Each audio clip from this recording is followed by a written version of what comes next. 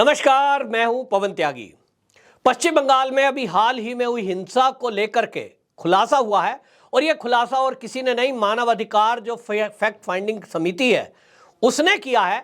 इस fact finding जो समिति है उसके जो अध्यक्ष हैं वो पटना हाई कोर्ट के पूर्व न्यायाधीश नरसिम्हा रेड्डी हैं और उन्होंने ये खुलासा किया है बाकायदा मीडिया में कि जो पश्चिम बंगाल में अभी रामनवमी के उत्सव पर जो हिंसा हुई उसके लिए पुलिस और प्रशासन दोषी है और ये दंगा जो है पूर्व नियोजित था और इसीलिए इस फैक्ट फाइंडिंग समिति को लोगों से नहीं मिलने दिया गया और पुलिस ने उनको ये कह करके रोक लिया कि जिस क्षेत्र में वो जाना चाहते हैं वहां धारा 144 लगी है।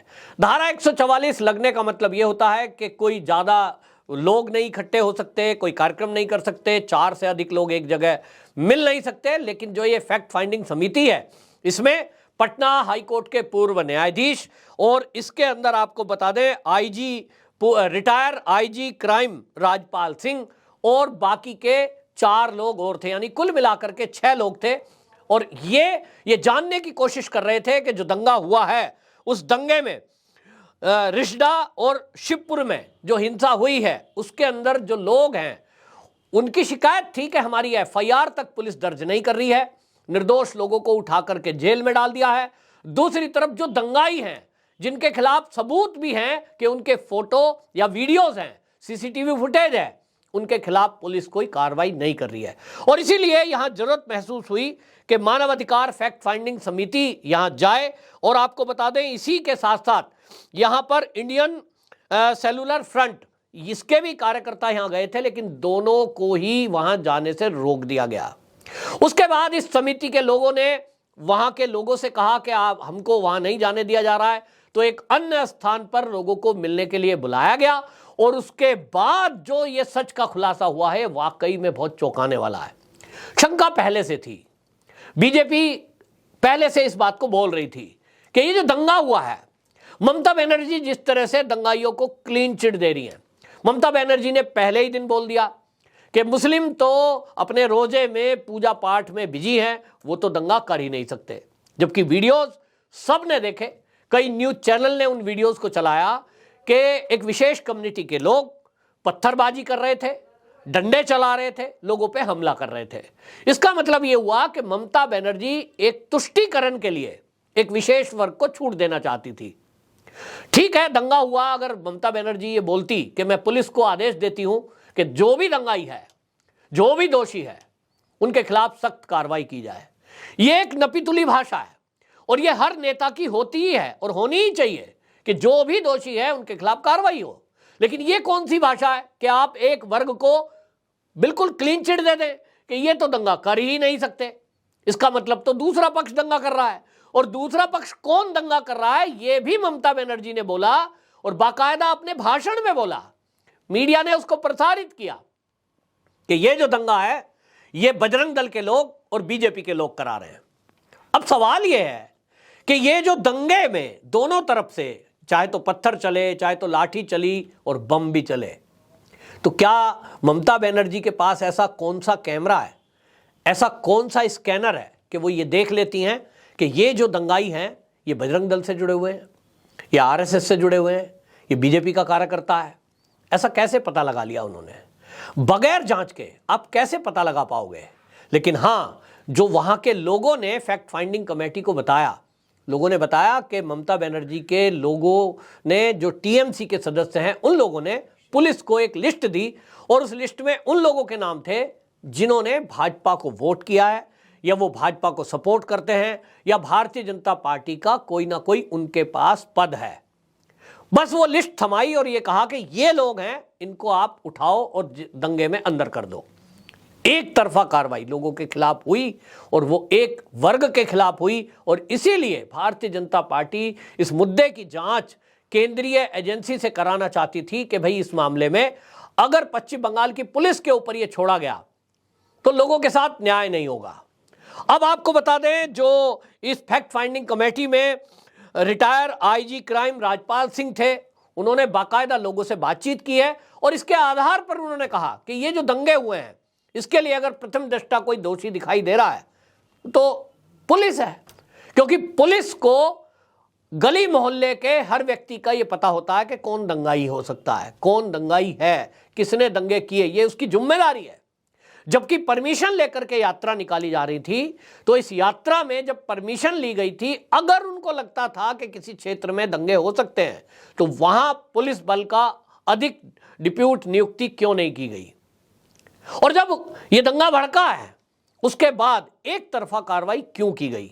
इन सब क्यों का उत्तर फैक्ट फाइंडिंग कमेटी लेने के लिए गई थी और इसीलिए उस क्षेत्र में नहीं जाने दिया। ये तब से बोल रहे थे कि हमको ना जाने देने का कारण यह लग रहा है कि ममता बनर्जी की सरकार, उनकी पुलिस कुछ छुपाना चाहती है। क्या छुपाना चाहती है वो चीजें अब सामने आ गई हैं।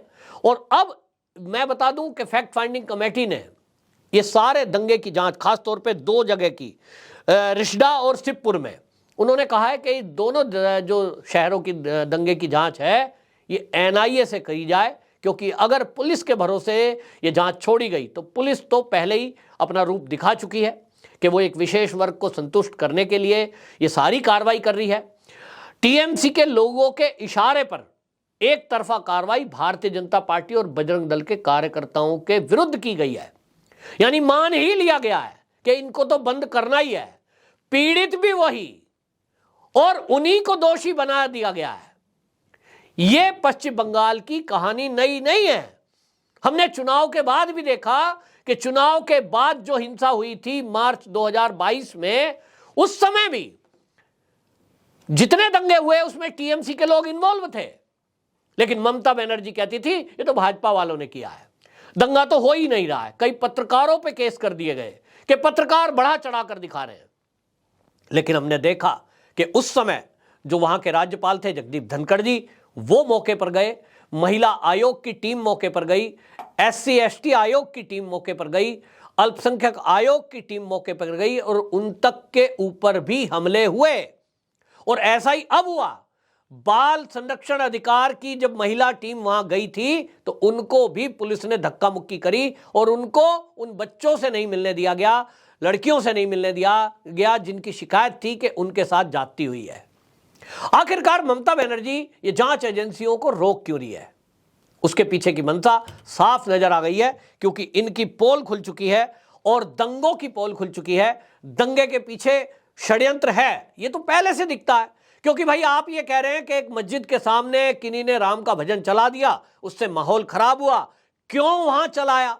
तो सवाल ये उठ रहा था कि अगर एक यात्रा निकल रही है, उस शोभा यात्रा में यदि मान भी ले कि 1 मिनट के लिए वो यात्रा रूट से हटकर किसी मस्जिद के सामने पहुंच गई, तो वहां बम कहां से आ गए?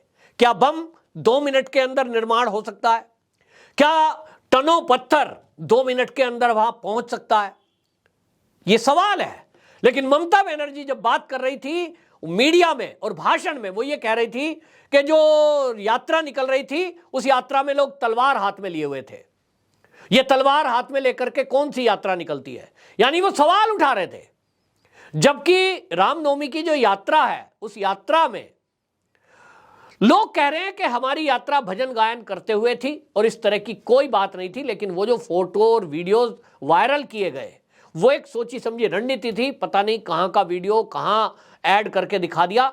तो कुल मिलाकर के एक साजिश का खुलासा हुआ है और अब देखना यह है कि एनआईए इस मामले में क्या इन दोनों दंगों की भी जांच करेगा। क्योंकि आपको यह भी बता दूं, एनआईए को पहले ही इस मामले में जो पश्चिम बंगाल पुलिस की एसटीएफ है, उसके जरिए जो सूचना मिली थी कि अमोनियम नाइट्रेट और जिलेटिन की काफी छड़ें वहां मिली थी और उसके बाद एनआईए इन्वॉल्व हुई, तो उसकी जांच ऑलरेडी एनआईए कर रही है। आतंकवादी एंगल से भी जिसकी जांच हो रही है। लेकिन अब दंगे में जब यह सच सामने आया है कि दंगा सुनियोजित था, तो क्या दंगों की जांच भी एनआईए करेगा? यह देखना होगा। वंदे मातरम।